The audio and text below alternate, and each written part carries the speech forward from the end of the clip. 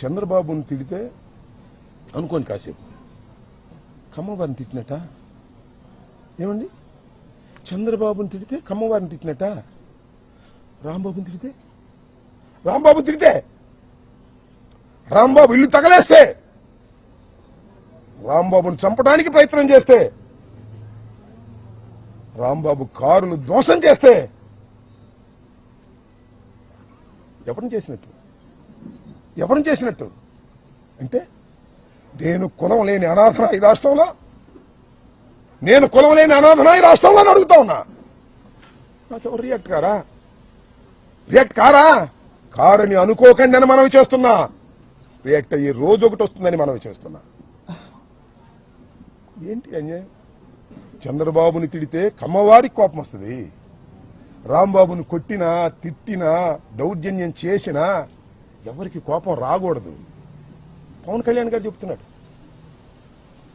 నాగేంద్ర బాబు గారు చెప్తున్నారు, మీరు ఎవరికి కోపం రావద్దండి. ఎన్నాళ్ళు తాగుతారయ్యా చంద్రబాబు నాయుడు మోచేతి నీళ్ళు? ఎన్నాళ్ళు తాగుతారు చెప్పండి? నీకు మంత్రి స్థానాన్ని ఎగ్గొట్టినా కూడా నువ్వేం మాట్లాడవు. ఏమిటి అన్యాయం అని అడుగుతా ఉన్నా. గుర్తుపెట్టుకోండి, నేను చెప్తున్నా, every dog has its own day. ప్రతి కుక్కకి ఒక రోజు వస్తుంది, దిస్ ద సేయింగ్. ఈ రాంబాబు అనే కుక్కకి కూడా ఒక రోజు వస్తుంది. ఈ కులం లేని కుక్కకి కూడా ఒక కులం ఉంది, గుర్తుపెట్టుకోండి. లేదనుకోకండి, మీకే ఉందనుకోకండి. ఈ కులం లేని కుక్కకి కూడా ఒక కులం ఉంది ఈ రాష్ట్రంలో. కులాల ప్రస్తావన చేస్తుంది మీరు, నేను కాదు. గుర్తుపెట్టుకోండి చంద్రబాబు నాయుడు గారు. You monitored everything.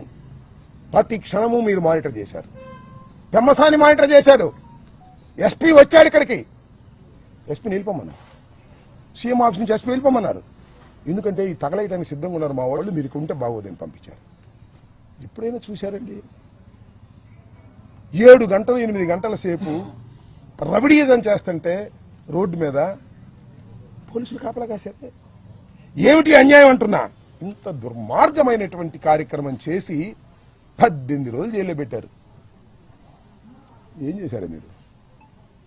18 రోజులు జైల్లో పెడితే రాంబాబు భయపడతాడా అంటున్నా.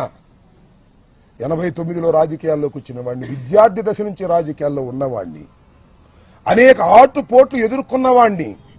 రాగానే నేనేది అందరం ఎక్కలా, కష్టపడి పైకి వచ్చా. విద్యార్థి దశ నుంచి కూడా నన్ను భయపెడతారా? కేసులు పెట్టి భయపెడతారా? కేసులు పెడితే భయపడతానా? జైల్లో ఉంటే భయపడతానా? 18 రోజులకే బెయిల్ వచ్చింది.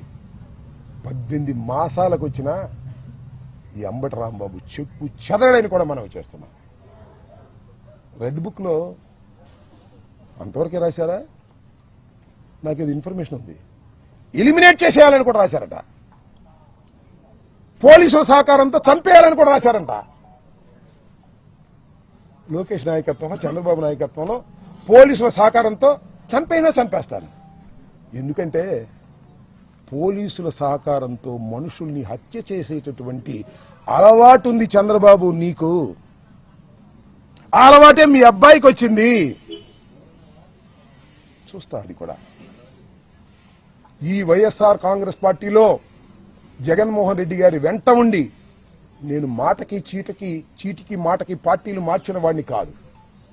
ఆ రోజున కాంగ్రెస్ లో డాక్టర్ వైఎస్ రాజశేఖర రెడ్డి వెంట ఉన్నాను. రాజశేఖర రెడ్డి గారు మరణించిన తర్వాత జగన్మోహన్ రెడ్డి వెంట నడుస్తున్నాను. చీటికి మాటికి పార్టీలు మార్చి అధికారం ఎక్కడుంటే అక్కడ తాపత్రయపడేటటువంటి వ్యక్తిని కాదు. కష్టాన్ని నష్టాన్ని భరించగలిగినటువంటి వ్యక్తిని. ఎప్పుడు హంసతూలిక తల్పాల మీద ఉండాలనుకోవటంలా మట్టి గెడ్డల్లో కూడా ఉండాలనుకుంటున్నా. జైల్లో నేల మీద ఉండాలనుకుంటున్నా. నన్ను ఏం చేస్తారు మీరు? కేసు మీద కేసు పెట్టారు, ఉండాలి ట్విస్ట్. బెయిల్ రాగానే ఇంకో కేసు పెట్టారు, దానిలో బెయిల్ రాగా ఇంకో కేసు పెట్టారు. ఎన్ని పెట్టుకుంటారే? సంవత్సరం అటు పెట్టుకుంటారా? రాజమండ్రిలో చెప్పొచ్చా ఇల్లు వస్తానన్నా, అటు అనకూడదు సార్, జైలు దగ్గర ఇల్లు వస్తాను అనకూడదు అన్నారు. ఈ 5 సంవత్సరాలు మళ్ళా పంపిస్తారయ్యా లోకేష్, నేను సిద్ధంగా ఉన్నాను రావడానికి అని కూడా చెప్పా. I don't care. తగ్గను. ఎన్ని కేసులు పెట్టుకున్నా తగ్గను. సావనైనా చస్తాను గాని ఎంబటి రాంబాబు తగ్గే ప్రశ్నే రాదు. చంపితే చస్తా, బ్రతికుంటే సాధిస్తా, చంపేస్తే సమాధి సాధిస్తా. చంద్రబాబు గుర్తుపెట్టుకో.